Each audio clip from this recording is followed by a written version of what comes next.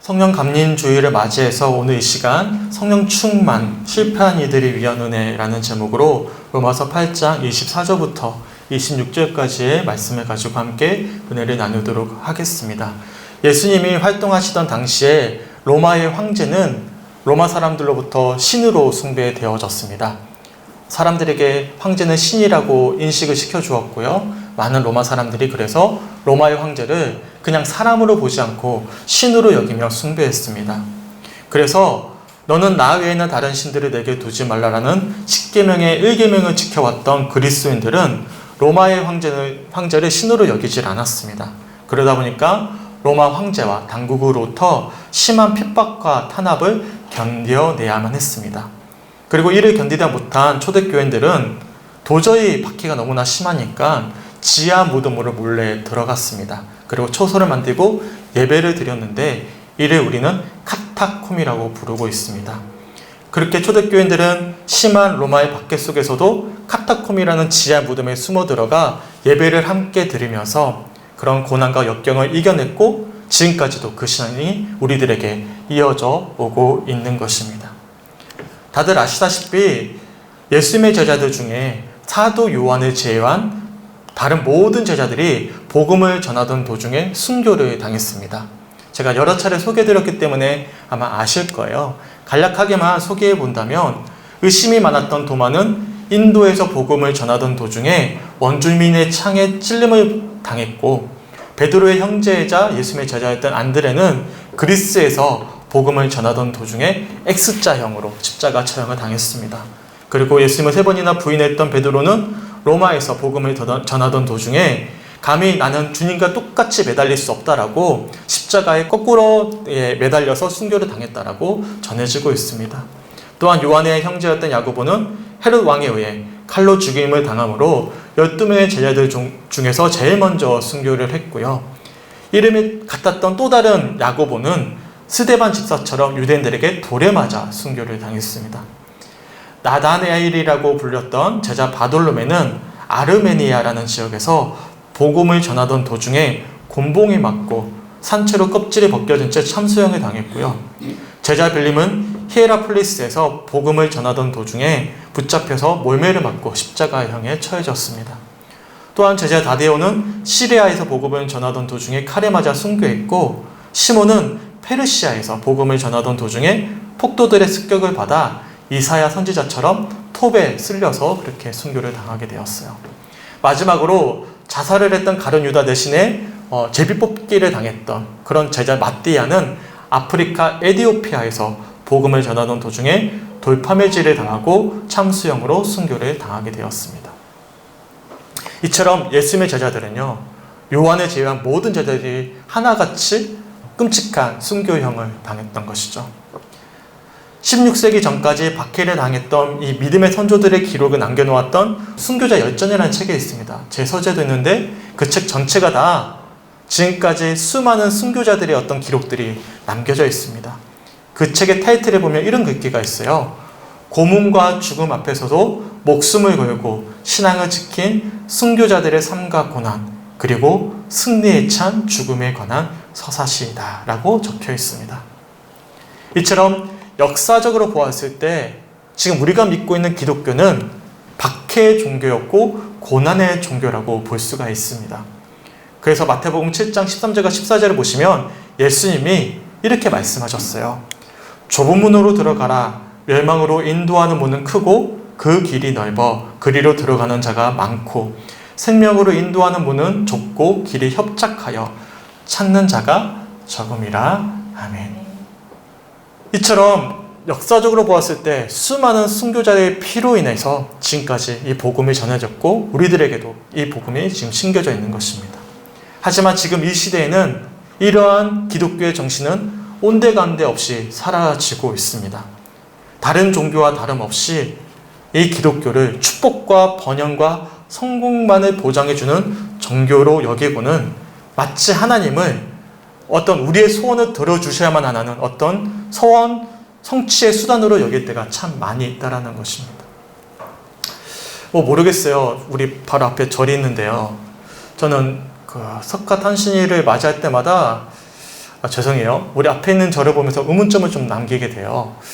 내가 알고 있는 부처님은 그런 분이 아니신데 굉장히 좀 기복주의적이고 축복을 비는 듯한 어떤 행위들을 하는 모습들을 볼 때면 제가 뭐 불교를 비하는 것이 아닙니다. 얼마나 귀한 어떤 가치가 있어요. 근데 그 가치가 많이 희석되어져 있지 않았을까라고 보면서 굉장히 안타까운 마음을 가지고 바라보곤 했었거든요. 근데 그런 시선은 우리가 불교를 바라보는 시선뿐만 아니라 세상 사람들도 기독교를 그렇게 바라볼 때가 더 많이 있다는 것이죠. 그래서 많은 그리스도인들이요, 영적으로나 육적으로나 무엇인가를 성취하거나 성공할 때야 비로소 저 사람은 진짜 능력 있는 그리스도인이다, 축복받은 성령 충만한 그리스도인이라는 생각을 우리는 흔히 가지게 되는 것입니다. 정말 그렇지 않습니까? 한번 돌아보세요. 우리에게서 하나님은 어떤 분이십니까? 특별히 성령 강림 주일을 맞이해서 우리에게 성령님은 어떤 분으로 평소에 여겨지셨습니까? 성령님은 우리에게 놀라운 어떤 은사와 능력과 축복을 주시는 분으로만, 그렇게 우리에게 어떤 능력을 주시고 축복을 주시고 성공을 성취케 하시는 그런 분으로만 여기지 않으셨습니까? 그래서 성령 충만함의 증거를 오직 어떤 무엇인가를 느끼고 성취하는 것에만 두고 보지 않으셨습니까? 그래서 우리는 어떤 특별한 은사를 체험하고 능력을 받고 소원하던 기도가 응답받는 이들을 바라볼 때면 우리는 저 사람 진짜 성령 충만한 그리스도인이라고 이야기합니다. 그리고 정말로 TV를 켜보시면 TV에 나와서 간증하시는 분들은 대부분 세상과 교회에서 무엇인가를 성취하신 분들이고 성공을 이룬 분들입니다. 그리고 우리는 그런 분들을 바라보면서 마치 나는 아무런 응답을 받지 못한 것처럼, 아무런 성취감도 느끼지 못하는 것처럼 우리 자신을 돌아보며 어떤 영적인 회의와 어떤 절망에 빠질 때가 참 많이 있다는 것이죠. 하지만 이런 평소에 우리 시선이 정말 올바랐다면 과연 예수님의 제자들을 비롯한 순교자 열전에 등장하는 위대한 신앙의 선조들은 모두 다 어떤 사람들이죠? 성령 충만하지 못한 그리스도인들이고 실패한 그리스도인들입니다. 만약에 하나님을 제대로 믿어 번영하고 성공하고 성취하는 것만이 성령 충만함의 증거이자 축복이라면 그러한 문은 어떤 누구든지 다 들어가고 싶어하는 영광의 문이 되는 것이지 예수님의 말씀처럼 누구나 들어갈 수 없는 좁은 문이 될 수가 없는 것입니다. 오늘은 성령 강림 주일입니다. 그리스도인이라면 모두 다 하나같이 성령 충만함을 사모합니다. 오늘 이 시간 예배드리고 있는 우리 성도님들 역시도 아마 성령의 충만함을 소망하고 계실 것입니다. 하지만 앞에서 소개해드렸던 것처럼 잘못된 신앙의 시선으로 인해서 우리는 평소 성령님에 대한 잘못된 시선을 지닌 채로 우리가 충만함을 소망하고 신앙생활을 할 때가 참 많이 있다는 사실입니다. 혹여나 지금까지 우리가 잘못된 시선으로 성령님을 바라보고 계셨다면 오늘 말씀을 통해서 우리의 신앙을 다시금 정직하게 돌아볼 수 있는 은혜가 있으셨으면 좋겠습니다.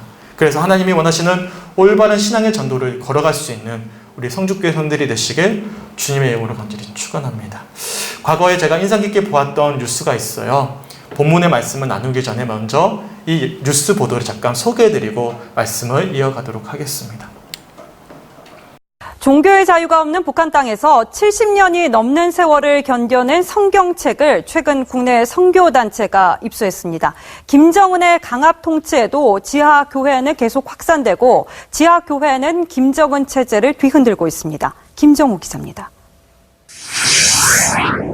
20세기 초 국어의 흔적이 그대로 남아있는 구약 성경의 일부 구절입니다.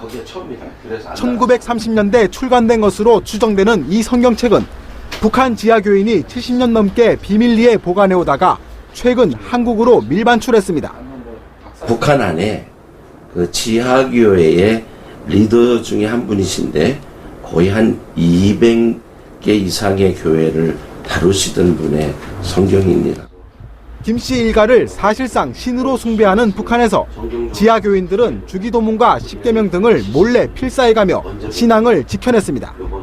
북한 당국의 탄압에도 지하교인은 계속 확산 중인 것으로 전해집니다. 어둠 속에 항항할 때 잡아주신 주.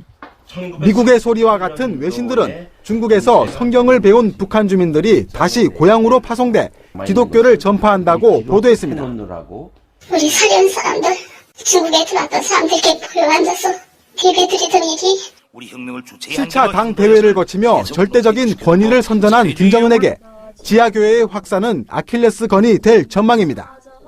TV조선 김종호입니다. 우리 뉴스를 보신 성도님들의 생각은 어떠하신지 모르겠어요. 독재자 김정은의 강압적인 통치에도 불구하고 북한의 지하교회 교인들이 계속해서 확산하고 있고 후에는 김정은 체제를 뒤흔들 만한 아킬레스건이 될 수 있다라는 뉴스 보도를 보았는데 굉장히 인상 깊었습니다.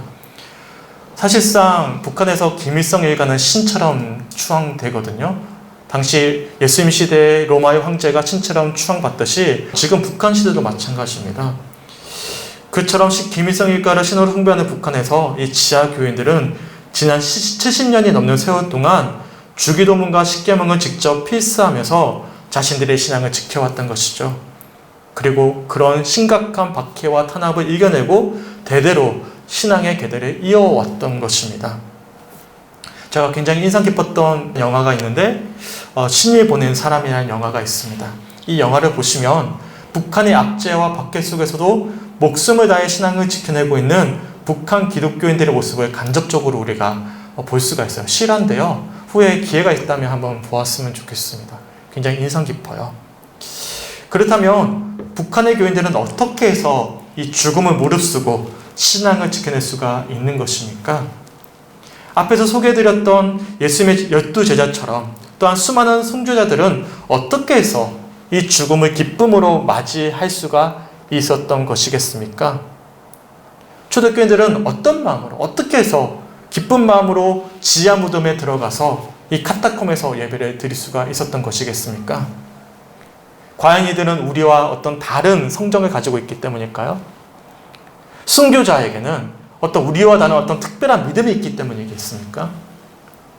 어떻게 생각하시죠?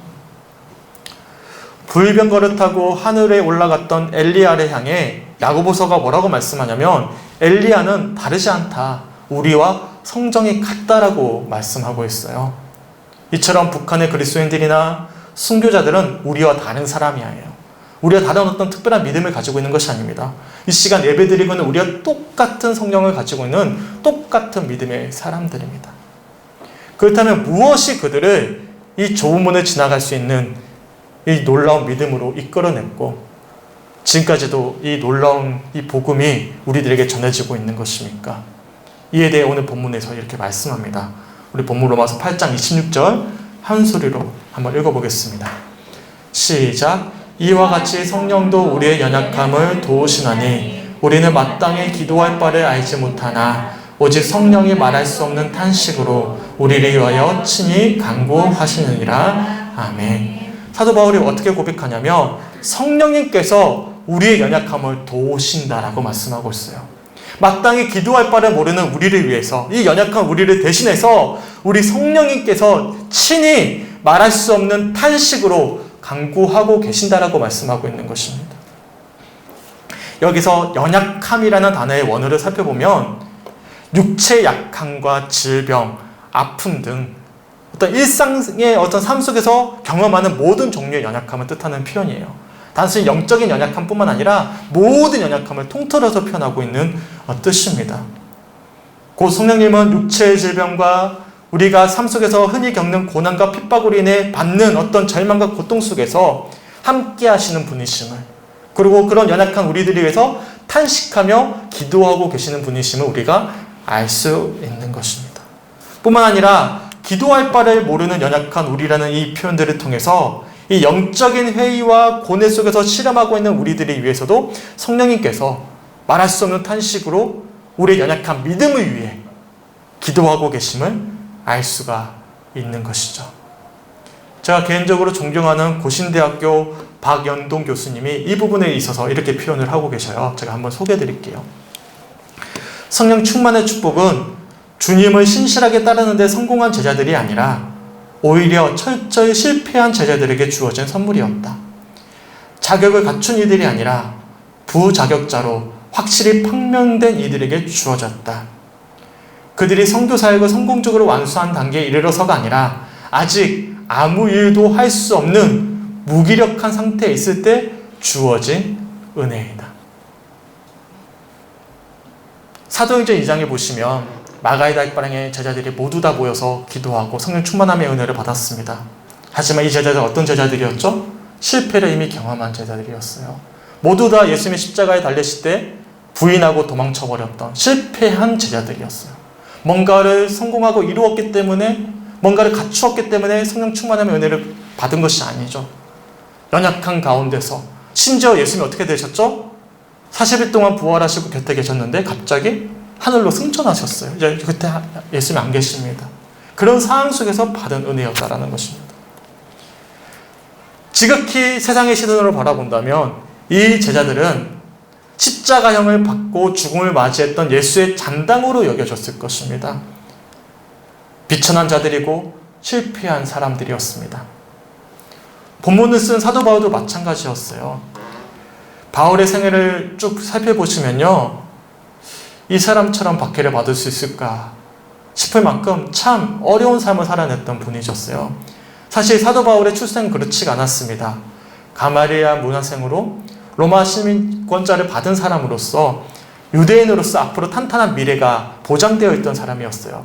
하지만 그의 삶이 변했죠. 누구를 만나고요? 예수를 만나고 성령 충만함을 받음으로 도리어 동족으로부터 핍박받고 외면받는 처량한 신세로 살아가게 되었습니다. 실제로 고린도후서 11장 24절부터 27절까지 말씀을 살펴보시면 사도 바울이 지금까지 자신이 받아왔던 어떤 고난에 대해 이렇게 소회를 밝히고 있는데 제가 한번 읽어드릴게요. 유대 사람들에게서 마흔에서 하나를 뺀 매를 맞은 것이 5번이요, 채찍으로 맞은 것이 3번이요, 돌로 맞은 것이 1번이요, 파선을 당한 것이 3번이요, 밤낮 꼬박 하루를 망망한 바다를 떠다녔습니다. 자주 유행하는 동안에는 강물의 위험과 강도의 위험과 동족의 위험과 이방 사람의 위험과 도시의 위험과 광야의 위험과 바다의 위험과 거짓 형제의 위험을 당하였습니다. 수고와 고역에 시달리고 여러 번 밤을 지새우고 줄이고 목마르고 여러 번 굶고 추위에 떨고 헐 벗었습니다. 이만큼 고난을 받은 사람들은 아마 성도님들 가운데 없으실 거예요. 과연 그렇다면 사도 바울은 지금 이 시대를 살아가는 이 그리스도인들이 흔히 생각하는 정말 성령 충만함 받은 능력이 있는 그리스도인입니까? 그렇지 않죠. 왜냐하면 실패를 계속 경험했기 때문에 그렇습니다. 평소 우리의 시선으로 본다면 사도 바울은 철저히 실패한 사람이에요. 능력을 못 받은 사람이죠.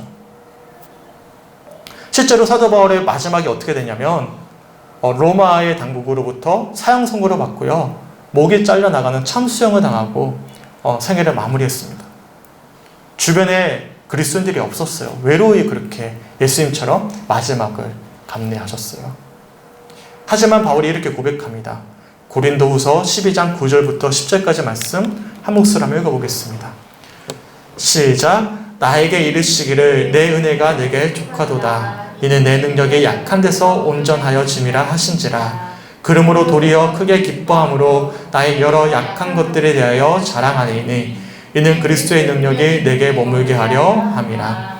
그러므로 내가 그리스도를 위하여 약한 것들과 능력과 궁핍과 박해와 공고를 기뻐하노니 이는 내가 약한 그때에 강함이라. 아멘. 고난과 핍박 속에서도 많은 이들로부터 지탄받는 비참한 상황 속에서도 바울은 내 은혜가 내게 족하다라고 고백합니다. 도리어 자신의 약함을 기뻐하며 자랑했습니다. 왜냐하면 자신과 함께하고 계시는 보혜사 성령님이 실패해 보이고 연약해 보이는 자신의 삶에 항상 함께하고 계셨음을 그는 확인했기 때문인 것이죠. 이에 대해 로이 헬슨이 이렇게 표현했습니다. 성령 충만은 우리의 신실함에 대한 보상이 아니라 우리의 실패에 대한 하나님의 선물이다. 다시금 처음으로 돌아갈까요? 로마의 박해 속에서도 복음을 지켜냈던 이 카타콤의 초대교인들과 예수님의 제자들이 비롯한 수많은 순교자들, 그리고 현 시대 북한 교인들은 어떻게 이러한 시간들을 이겨내 나갈 수 있었던 것일까요? 사실 고난이 축복이 되는 것은 아닙니다. 고난이요, 신앙의 최종 목적이 될 수는 없습니다. 하지만 그렇다고 고난을 지원한 기독교, 고난이 없는 기독교, 십자가 없는 기독교는 사실상 기독교가 아닙니다. 십자가 뒤에 부활의 영광이 있는 거죠. 왜냐하면 성령 충만은 성공한 이들만을 위한 축복이 아니라 실패한 이들을 위한 은혜가 되기 때문입니다. 혹여나 이 시간 어떤 우리의 연약함과 어떤 고난과 어떤 문제들 때문에 낙심해 계시진 않으십니까? 육신의 질병이나 이겨내지 못하는 어떤 가난과 또한 다른 사람과 비교하면서 작고 초라해 보이는 모습들, 또한 지나가 버린 세월을 돌아보면서 어떤 허무함과 외로운 감정들이 생기면서 낙심해 계시진 않으십니까? 최근에 우리 성주군에도 참 안타까운 일들이 많이 일어나고 있어요. 지난주에 우리 옆집 아저씨도 그러셨고, 최근에 우리 아내가 일하고 있는 어린이집 엄마, 젊은 엄마도 그만 이제 세상을 스스로 등졌어요. 굉장히 마음이 많이 아프더라고요. 특히나 지금 코로나19 시대입니다. 흔히 우리가 코로나 블루라고 그러죠. 근데 어제 아내가 그러더라고요. 코로나 블루, 어떤 우울감을 느끼는 시대를 넘어서 코로나 레드 시대가 됐대요. 레드는 뭐냐면 분노거든요. 우울감을 넘어서 이 분노를 느끼는 시대가 되고 있다라고 이야기를 했어요. 다들 참 어려운 시간들을 우리가 보내고 있고, 특별히 우리 교회는 더 그렇죠. 우리 성주교회도 마찬가지입니다. 코로나19 시대를 맞이해서 안 그래도 쉽지 않은 영적인 이 성주 지역에서 앞으로 어떻게 이 시간대를 이겨내 나갈 수 있을까? 목회자인 저부터가 계속 짓눌려 버릴 때가 많아서 성도님들에게 참 죄송한 모습들을 많이 가질 때가 참 많이 있는데, 이럴 때 우리가 소망해야 될 것은 무엇인가? 이 시간 성령 강림주의를 맞이해서 다시 한 번 더 확인해 보셨으면 좋겠습니다. 기억하셔야 돼요. 고난과 실패의 때야말로 성령 충만함을 간절히 사모할 수 있는 절호의 시간이라는 사실을 기억하셨으면 좋겠습니다. 내가 낙심해 있습니까? 절망해 있습니까? 어떤 영적으로 문제가 있습니까? 아픔이 있습니까? 이때야말로 성령 충만을 사모할 수 있는 절호의 시간이라는 사실을 기억할 수 있는 우리 성주교회 성들이 되셨으면 좋겠습니다. 우리의 어떤 실패와 연약함은요, 신앙생활에 있어서 걸림돌이 아닙니다. 전 지금까지 그렇게 생각했어요. 제 생에 있어서 실패는 있어서는 안 된다. 항상 뭔가를 이루었다, 성취했다, 성공했다라는 것을 간증하는 것이 내 삶 속에서 계속 이어져야 된다고 생각해 왔습니다. 하지만 되돌아본다면 그 성공을 위해서 다림질했던 이 대학원 시절 이후부터는 제 삶에 항상 스크래치가 남겨져 있었어요. 여러 차례 말씀드려서 아실 거예요. 실패도 하고 좌절도 하고 우울증에 넘어지기도 하고 주애가 너무나 많이 아팠기도 했고, 제 나름대로 생각대로 살게 안 될 때도 많았고, 하지만 되돌아본다면 그런 어떤 삶의 흔적들이 주님이 지금도 나와 함께하고 계신다라는 간증이 되고 있고, 은혜의 힘을, 그게 능력의 힘을 제 삶 속에서 고백하고 계시는 것임을 돌아보게 하셨어요.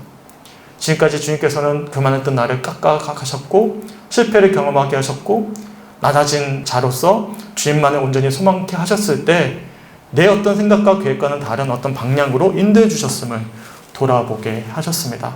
그래서 성령 충만이란 바로 연약함 속에서 얻는 은혜이고, 또한 주님의 손길임을 확인하면서 내가 지금 좌절하고 있다면, 내가 힘겨워하고 있다면, 어떤 외롭고 허무한 마음이 너무 어렵다면 이때야말로 성령 충만함의 은혜를 사모해야 되는 절호의 시간이라는 사실을 기억하시고 간절히 성령님의 은혜를 소망하며 기도할 수 있는 우리 사랑하는 성주교회 성들이 되셨으면 좋겠습니다.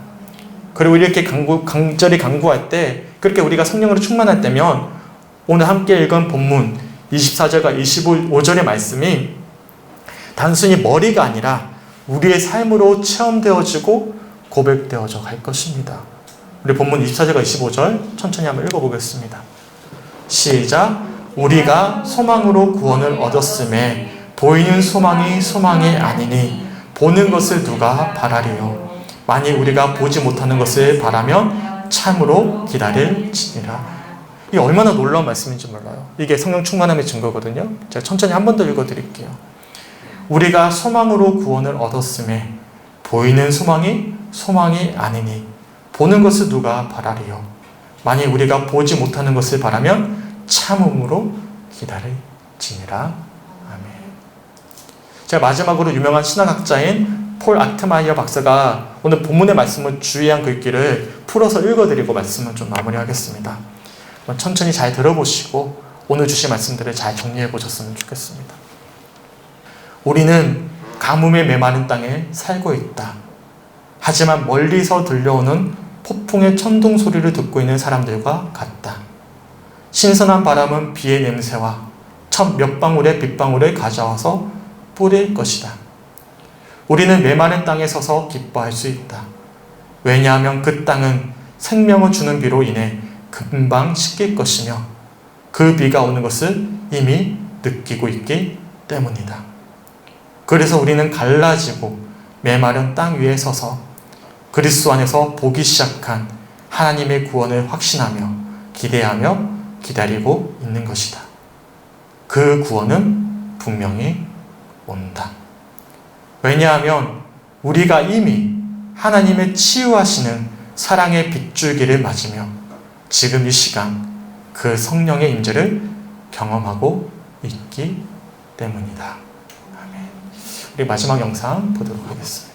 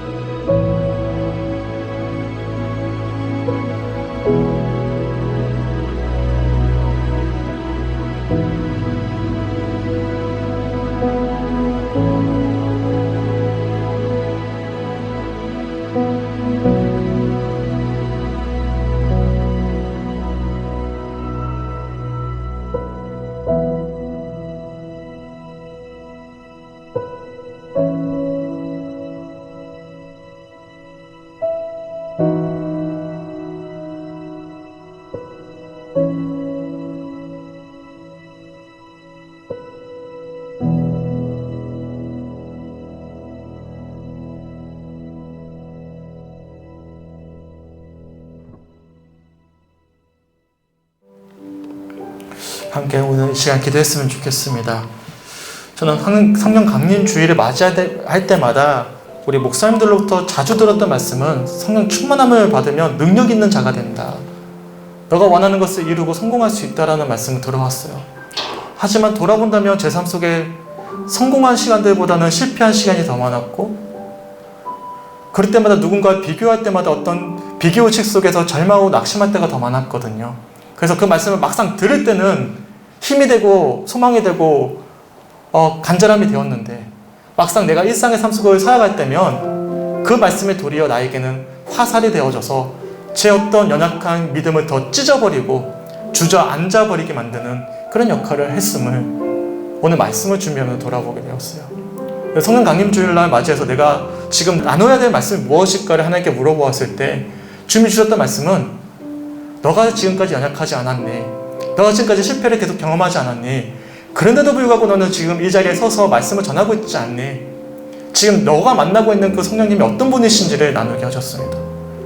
돌아봤더니 내가 만난 성령님은 나를 성공으로 이끌어 주신 분이 아니라, 그래서 나를 자랑하고 나를 드러나게 하셨던 분이 아니라, 작고 연약할 때, 무너졌을 때 나를 일으켜 세워주시고, 누구보다도 저를 사랑해주는 아내처럼 그 아내보다 더 놀라운 사랑으로 날마다 나와 함께하고 계시는 그런 분이심을, 보혜사 성령님이심을 확인케 하셨고 그것을 간증케 할 수 있도록 인도해 주셨음을 돌아보게 하셨습니다. 그래서 성령 강림주일을 맞이해서 정말 나누고 싶었던 말씀이었어요.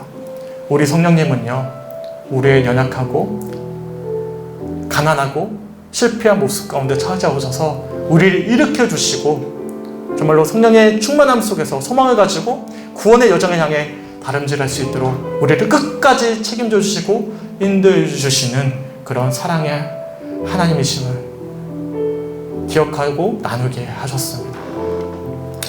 소망하기는 이 코로나19 시대에 이 성령 충만함의 은혜를 누리시면서 모두 다 절망할 수밖에 없는 이 시대 속에서 성령님이 나의 주님이시오, 아버지시오, 친구가 되어주심으로 날마다 삶 속에서 감사함으로 나아갈 수 있는 우리 사랑하는 성주교회 성들이 되셨으면 좋겠습니다. 오늘 우리 각자에게 주시는 말씀을 기억하시면서 우리의 마음을 온전히 내어드리며 성령 충만함을 소망하면서 간절히 간구하는 이 시간이 되셨으면 좋겠습니다. 함께 기도하며 나갑니다.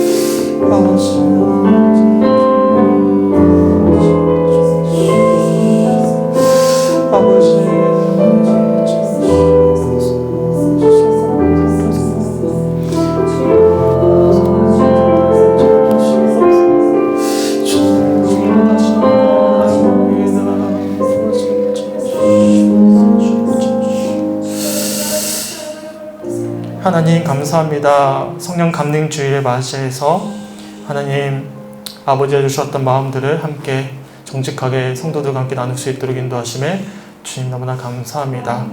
성령님이 우리의 삶 가운데 함께하고 계셨음을 다시 한 번 더 확인하면서 하나님이 계신 것 어디에도 계신지 않은 것처럼 여겨져 아버지 절망하며 낙심할 때에도 우리 성령님은 우리의 연약함을 위하여 친히 간구하고 계셨음을 아버지 말씀을 통해 확인하면서 지금 당장에 우리에게는 소망이 보이지 않지만 이미 우리들에겐 그 소망이 주어졌고 그 구원의 소망을 향해 다름질하는 참된 축복을 받은 이들임을 오늘 말씀을 통해서 다시 한 번 더 재확인시켜 주심에 주님 너무나 감사합니다. 하나님, 우리가 놓고 있었던 이 성령 충만함의 은혜를 더욱더 깊이 사모할 수 있도록 인도하여 주시고 내가 연약할 때, 내가 가난할 때, 내가 절망할 때 더 성령 충만함의 은혜를 사모하며 붙잡을 수 있는 절호의 시간임을 기억하게 하여 주셔서 이 코로나19 시대에 우리 성님들 각자가 정말로 주님께 더 마음을 드리며 더 주님을 소망할 수 있는 은혜가 있게 하여 주시길 간절히 소망합니다. 세상 사람들은 자신이 성공한 것을 드러내며 의시되지만 믿는 자들은 정말로 절망하는 자들에게 희망이 되어주고 소망이 되어주는 자들임을 오늘 말씀을 통해서 다시 한 번 더 확인시켜 주시면 너무나 감사하며 하나님, 무너져 있는 우리들의 신앙을 일으켜 주시고 아버지 주저앉아 있는 우리의 삶을 일으켜 주셔서 성령님의 인도하심을 날마다 확인하는 충만함의 기쁨이 있게 하여 주시옵소서. 각자에게 주시는 말씀들을 놓치지 않게 하시고 한 주간 그 말씀 붙잡고 하나님께 더 마음을 드리며 성령 충만함의 은혜를 사모할 수 있는 우리 모든 성족교회 성들의 한 주간의 삶이 될 수 있도록 하나님 역사하여 주시옵소서. 감사드리며 우리를 사랑하시는 예수 그리스도의 이름으로 간절히 기도드렸습니다.